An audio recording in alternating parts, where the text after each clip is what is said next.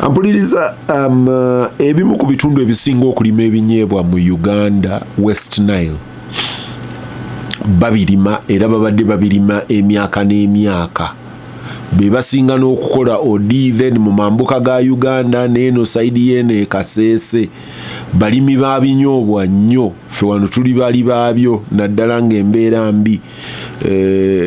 Ewaffe enva z'ebinyeebwa baziyitanga nsanyuse nga ngeri ya kujeregerera nga sizo ow'omugenyi naye ebinyeebwa nga babikola nga side dish ne bateekako. Naye kakati omukulu bw'agamba nti sikyayagala binyeebwa bisuse kutundibwa, kitegeeza ki eri omulimi?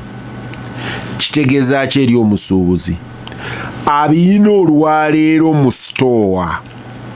Because ampulira executive order bagambye etandikirawo, naye gwe bw'oba obiyina nga wasuubula ensawo zo 100 ez'ebinyeebwa, kitegeeza bisuule.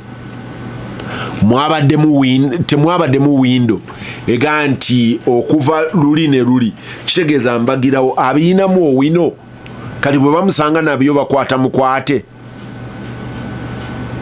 Ebyo simanyi, mbuuza bubuuza.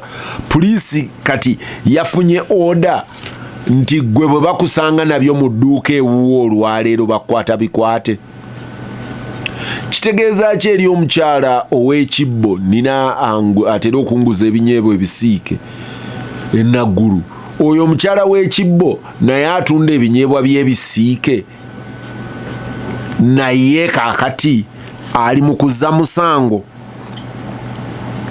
Simanyi mukulu wa RDC kati enabiratuuku bw'osanga ayina ekibbo ky'ebinyeebwa okwata mukwate, oba naawe olinda kuwa kiragiro kiddirira?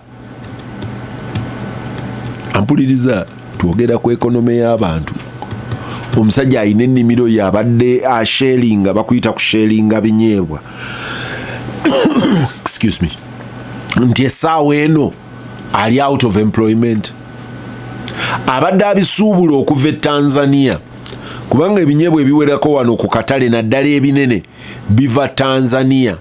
Abadde abisuubula okuva e Tanzania babireeta bikube nga biri mu nsawo. Oyo twamugobye mulimu. Twabadde tusobola okusala amagezi okuyamba ababisuubula n'ababirima okubitereka beta.